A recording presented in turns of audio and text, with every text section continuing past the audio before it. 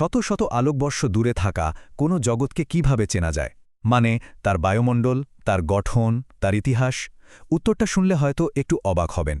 এর জন্য প্রথমে তার সূর্যকে জানতে হবে, আর শুধু জানাই নয়, জানতে হবে অবিশ্বাস্য রকমের নির্ভুলতার সাথে। চলুন জেনে নেওয়া যাক কিভাবে নক্ষত্রের সাধারণ কম্পনই আমাদের দূরের গ্রহদের সব গোপন কথা বলে দেয়। আজকের এই আলোচনায় আমরা দেখব এক্সোপ্ল্যানেট পরিমাপের আসল সমস্যাটা ঠিক কোথায়, বিজ্ঞানীরা কিভাবে নক্ষত্র কম্পন শুনে এর একটা সমাধান বের করেছেন, আর সবশেষে এর গুরুত্বটাই বা কতটা। কেপলার টেলিস্কোপ তো আমাদের হাজার হাজার নতুন গ্রহের সন্ধান দিয়েছে, কিন্তু একটা গ্রহ খুঁজে পাওয়া এক জিনিস, আর তাকে সচেতনক চেনা একদম অন্য জিনিস। আর এখানেই মূল চ্যালেঞ্জটা শুরু হয়। এটাই হলো আসল প্রশ্ন। আমরা তো পৃথিবী থেকে কেবল আলোর একটা মিটমিটে বিন্দু দেখতে পাই, যেটা মাঝে মাঝে একটু ম্লান হয়ে যায়। এই সামান্য তথ্য থেকে কিভাবে একটা গোটা গ্রহের আসল পরিচয়, মানে তার আকার, তার ভর, তার ঘনত্ব, এসব বের করা সম্ভব? ব্যাপারটা আসলে বেশ সহজ। যখন কোনো গ্রহ তার নক্ষত্রের সামনে দিয়ে যায়, আমরা আসলে কি দেখি? শুধু একটা ছায়া। এই ছায়া থেকে বড়জোর বোঝা যায় যে গ্রহটা তার নক্ষত্রের তুলনায় কতখানি বড়। কিন্তু গ্রহটার আসল সাইজ, তার ভর, তার ঘনত্ব, না, ওগুলো জানতে হলে সবার আগে তার নক্ষত্রকে সঠিকভাবে মাপতে হবে। তাহলে প্রশ্ন হলো, একটা নক্ষত্রকে এত নিখুঁতভাবে মাপা যায় কিভাবে? এর জন্য বিজ্ঞানীরা এক অসাধারণ পদ্ধতি বের করেছেন। তারা আক্ষরিক অর্থেই নক্ষত্রের হৃদস্পন্দন শোনেন। এই পদ্ধতির একটা গালভরা নামও আছে, অ্যাস্টেরোসিসমোলজি। সোজা বাংলায় বললে নক্ষত্রের কাঁপুনি বা কম্পন স্টাডি করে তার ভেতরের সব খবর জেনে ফেলার বিজ্ঞান। পুরো ব্যাপারটা বোঝার জন্য একটা দারুণ তুলনা ব্যবহার করা যেতে পারে। ভাবুন তো, মহাবিশ্বের এই নক্ষত্রগুলো যেন এক একটা বিশাল ঘণ্টা, আর প্রত্যেকটা ঘণ্টার যেমন একটা নিজস্ব আওয়াজ থাকে, যা থেকে তার আকার, কী দিয়ে তৈরি, সব বোঝা যায়। ঠিক তেমনি একটা নক্ষত্রের এই কম্পনই তার সব গোপন কথা ফাঁস করে দেয়, তার ভেতরের গঠন, আসল আকার, এমনকি তার বয়স পর্যন্ত। বেশ, কম্পন তো পাওয়া গেল, কিন্তু এই কাঁচা ডেটা থেকে আসল সংখ্যাগুলো বের করা হয় কিভাবে? এটা অনেকটা গোয়েন্দা গল্পের মতো।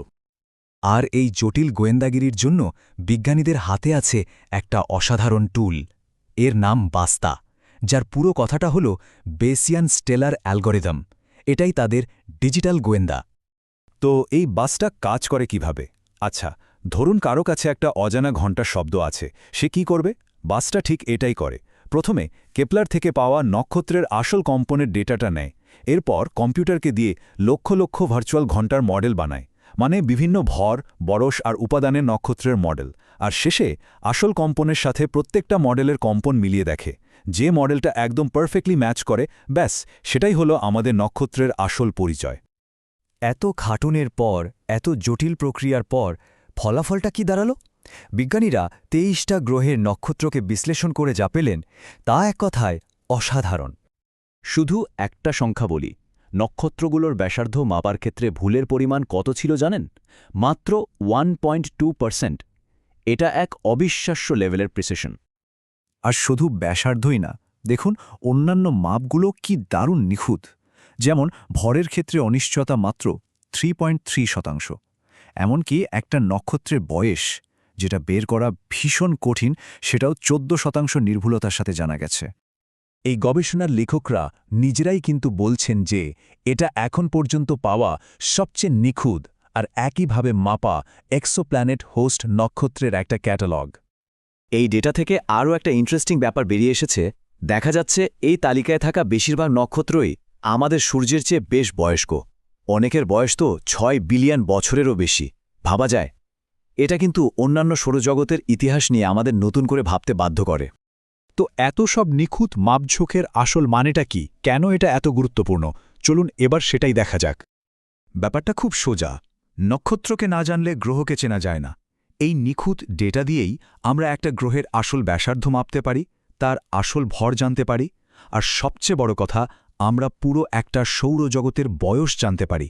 আর বয়স জানা মানে তার ইতিহাস আর স্থিতিশীলতা সম্পর্কে ধারণা পাওয়া। এই উদ্ধৃতিটা দেখুন, ঠিক এটাই বলছে। একটা নক্ষত্রের বয়স জানা থাকলে শুধু যে সেই সিস্টেমটা কতটা স্থিতিশীল তা বোঝা যায় তাই না, বরং মহাবিশ্বের বাকি গ্রহ ব্যবস্থাগুলোর তুলনায় তার টাইমলাইনটা কোথায় সেটাও পরিষ্কার হয়ে যায়। তাহলে শেষ পর্যন্ত প্রশ্নটা এটাই দাঁড়ায়, প্রতিবার যখন আমরা একটা নক্ষত্রকে এমন নিখুঁতভাবে মাপছি তখন কি আমরা শুধু গ্যাস আর আগুনের একটা গোলককেই দেখছি, নাকি আমরা আসলে ধীরে ধীরে অন্য একটা সৌরজগতের আস্ত একটা জীবন কাহিনী পড়ার ক্ষমতা অর্জন করছি?